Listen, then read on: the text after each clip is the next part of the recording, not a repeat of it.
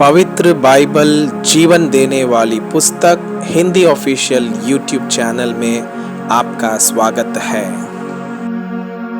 हमारे वीडियो प्रतिदिन प्राप्त करने के लिए कृपया हमारे चैनल को सब्सक्राइब करें और नोटिफिकेशन आइकॉन भी दबाएं।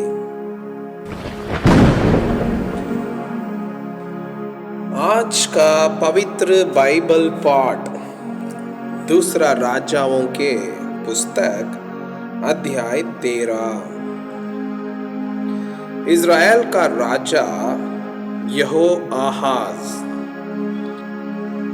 अहज्याह के पुत्र यहूदा के राजा योआश के 23वें वर्ष में येहू का पुत्र यहोआहाज शोम्रोन में इज़राइल पर राज्य करने लगा और 17 वर्ष तक राज्य करता रहा।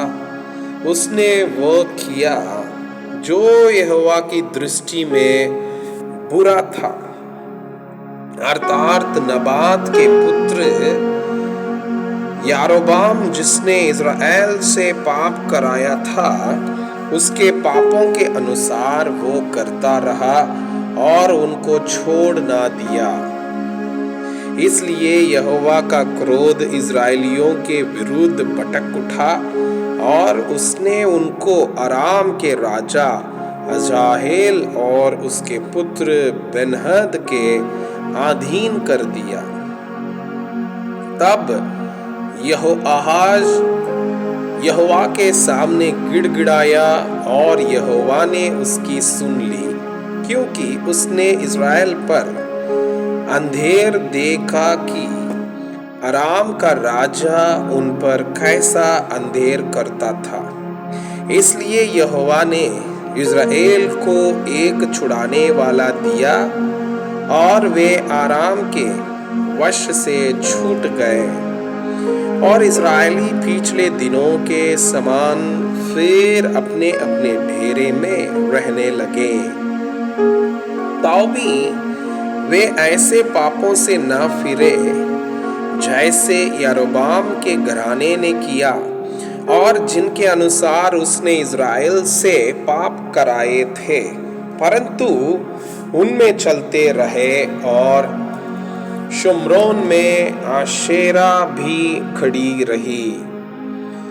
अराम के राजा ने यहोआहाज की सेना में से केवल 50 सवार, 10 रथ और 10,000 प्यादे छोड़ दिए थे, क्योंकि उसने उनको नष्ट किया और रौद रौद करके धूल में मिला दिया था। यहोआहाज के और सब काम जो उसने किए और उसकी वीरता, ये सब क्या इज़राइल के राजाओं के इतिहास की पुस्तक में नहीं लिखा है? अतंत यहोआहाज अपने पुरखाओं के संग सो गया और शोम्रोन में उसे मिट्टी दी गई और उसका पुत्र यहोआश उसके स्थान पर राज्य करने लगा।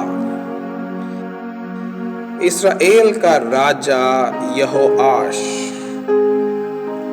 यहूदा के राजा यहोआश के राज्य के 37वें वर्ष में यहोआहाज का पुत्र यहोआश शोम्रोन में इज़राइल पर राज्य करने लगा और 16 वर्ष तक राज्य करता रहा। और उसने वो किया जो यहोवा की दृष्टि में बुरा था, अर्थात नबात का पुत्र यारोबाम जिसने इज़राइल से पाप कराया था, उसके पापों के अनुसार वो करता रहा और उनसे अलग ना हुआ। यहोआश के और सब काम जो उसने किए और जिस वीरता से वो यहूदा के राजा अमस्याह से लड़ा, यह सब क्या इज़राइल के राजाओं के इतिहास की पुस्तक में नहीं लिखा है? अंत में यहोआश अपने पुरखाओं के संग सो गया और यरोबाम उसकी गद्दी पर विराजमान हुआ और यहोआश को शम्रोन में इज़राइल के राजाओं के बीच मिट्टी दी गई। एलीशा की मृत्यु। एलीशा को वो रोग लग गया जिससे उसकी मृत्यु होने पर थी। तब इस्राएल का राजा यहोआश उसके पास गया और उसके ऊपर रोकर कहने लगा, हाय मेरे पिता, हाय मेरे पिता, हाय इस्राएल के रथ और सवारों। एलीशा ने उससे कहा, धनुष और तीर ले आ। वो उसके पास धनुष और तीर ले आया। तब उसने इज़राइल के राजा से कहा, धनुष पर अपना हाथ लगा। जब उसने अपना हाथ लगाया तब एलीशा ने अपने हाथ राजा के हाथों पर रख दिए। तब उसने कहा, पूर्व की खिड़की खोल। जब उसने उसे खोल दिया तब एलीशा ने कहा, तीर छोड़ दे। उसने तीर छोड़ा। एलीशा ने कहा, यह तीर यहोवा की ओर से छुटकारे अर्थात आराम से छुटकारे का चिन्ह है। इसलिए तू अपेक में आराम को यहाँ तक मार लेगा कि उनका अंत कर डालेगा। फिर उसने कहा, तीरों को ले। और जब उसने उन्हें लिया तब उसने इज़राइल के राजा से कहा, भूमि पर मार। तब वो 3 बार मारकर ठहर गया। इससे परमेश्वर के जन ने उस पर क्रोधित होकर कहा, तुझे तो 5-6 बार मारना चाहिए था।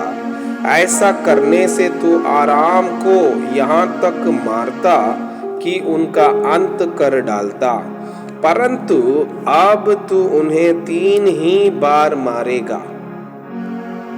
तब एलीशा मर गया और उसे मिट्टी दी गई।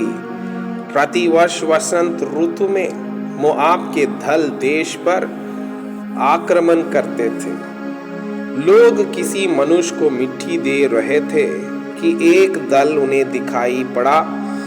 तब उन्होंने उस शव को एलीशा की कब्र में डाल दिया और एलीशा की हड्डियों से छूते ही वो जी उठा और अपने पांवों के बल खड़ा हो गया। इज़राइल और अराम के बीच युद्ध।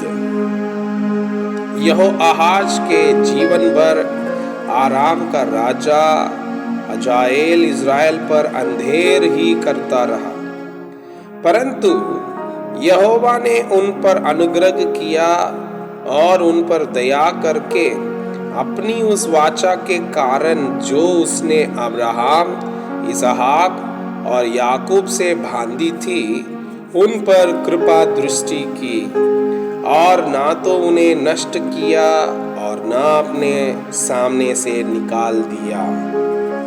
तब आराम का राजा हजाएल मर गया और उसका पुत्र बेन्हद उसके स्थान पर राजा बन गया।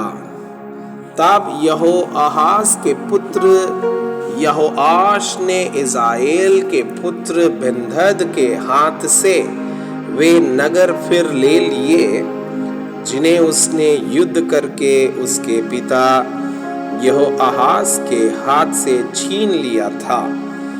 यहोआश ने उसको 3 बार जीतकर इज़राइल के नगर फिर ले लिए।